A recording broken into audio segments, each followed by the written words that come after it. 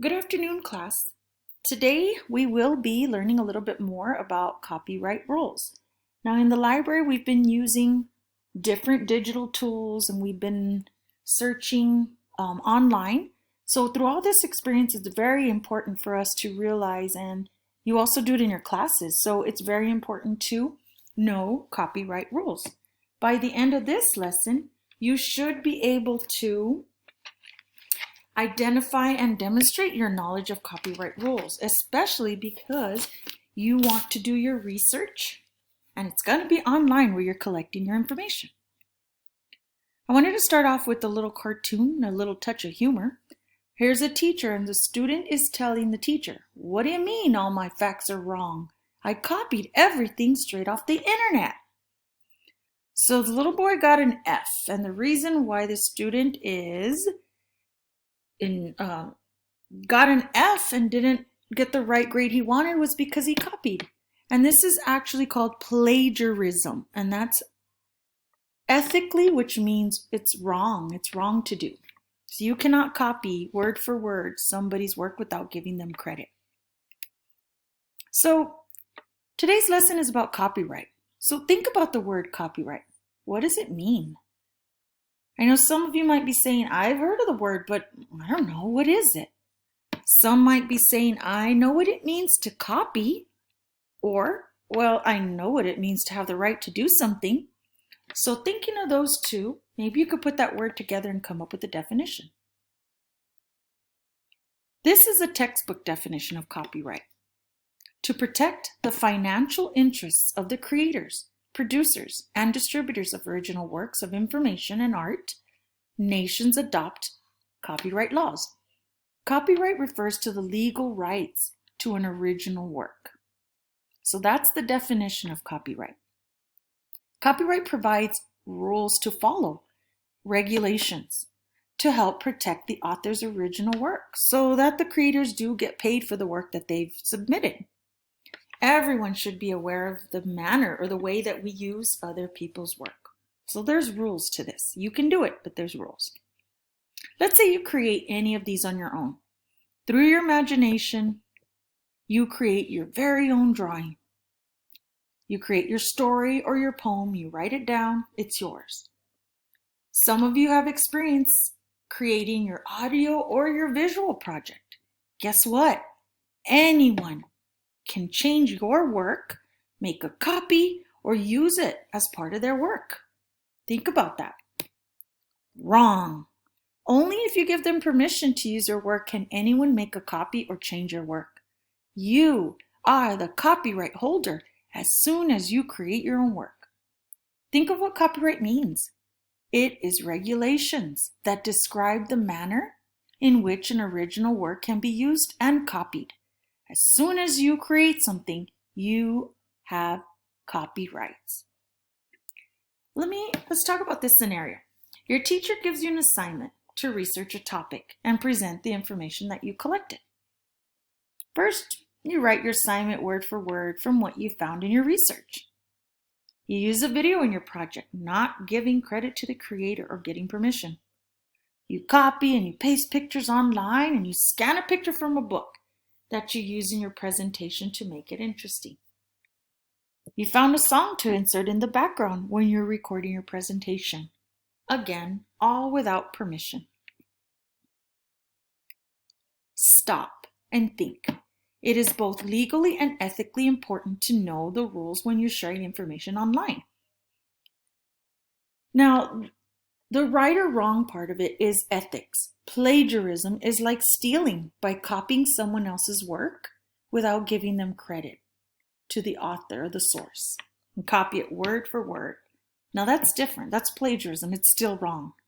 However, copyright, if you're using information without permission, you are breaking a copyright rule, which is called copyright infringement. Using someone else's work without paying for it or seeking permission to use it, that's you're breaking the rules. In other words, be respectful, be aware. I gave you a symbol, which is called the copyright symbol. Be aware of the symbol and look for it in websites, in books, in articles, in songs, you can find that copyright symbol. Check to see if this person is needing you to request permission to use it, or do you have to pay for it? I did a screenshot of an example from a website, and there is a copyright symbol there. It's for the Humane Society of the United States. So if you do quote or use quotations from the article, you must cite them. And in order to make copies, you probably have to have permission, or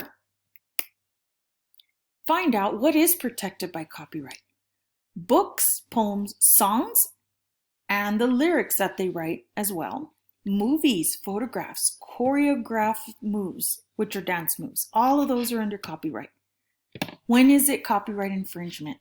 In other words, when do you know if you're breaking the rules or not? If you make a copy of a book that has that little symbol and it's protected, and you make a lot of copies of it.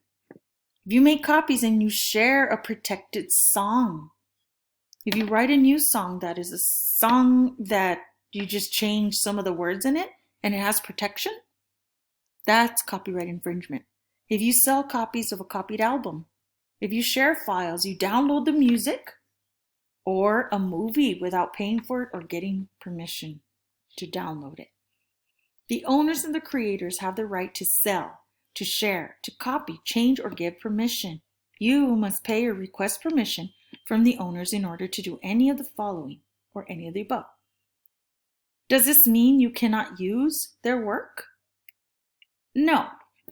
How can I use the information? By following the rules.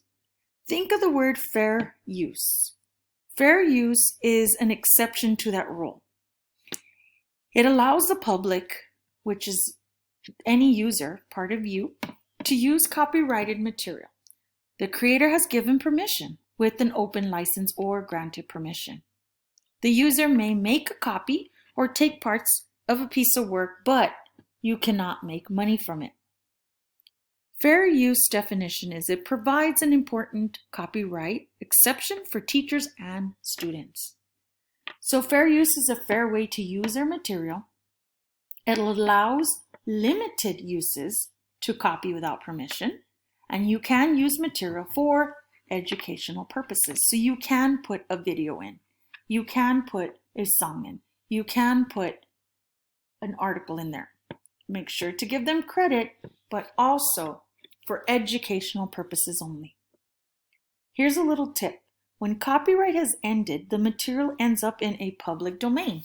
That's where everyone and anyone has access to it. Now let's try this together.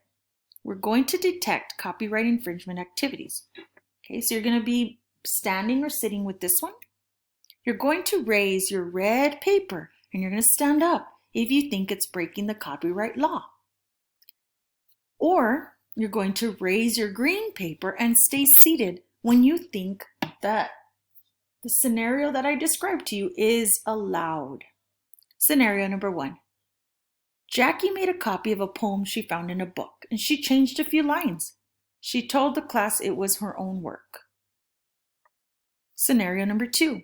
Sierra wrote 2 sentences from an article to use in her report. She put the information in the article and where she found her information. Scenario number 3. Tyler saw a copyright symbol on an article.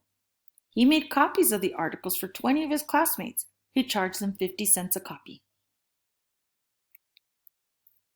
Now that we've done the activity together and we talked about it, it's your turn on your own to detect copyright infringement. You're going to be doing a Nearpod assignment. So it's an assessment for me to see if you understand. Remember I said by the end of the lesson, you should be able to identify and demonstrate your knowledge of copyright rules. So this is the example of what you're going to be looking at. You're going to be matching the scenarios with the titles. So it's either going to be copyright infringement or it's allowed. So you're going to read through the scenarios and match them. How do you get to the Nearpod? You are going to be typing in this link. And as soon as you get there, you should be able to go to this Nearpod. You're going to match the scenario again to the title, copyright infringement or allowed. Okay, so a screenshot is what I showed you before, and that's what you're going to be seeing. After you finish matching this activity and we're done, I want you to, on a Post-it note, you're going to have an exit ticket. The exit ticket is called 3-2-1 Summary. You're going to write 3 things that you learned from this lesson. Write 2 things you're confused about. And finally, write 1 question you have still about this topic. This is going to help me better understand if you're getting the lesson or not.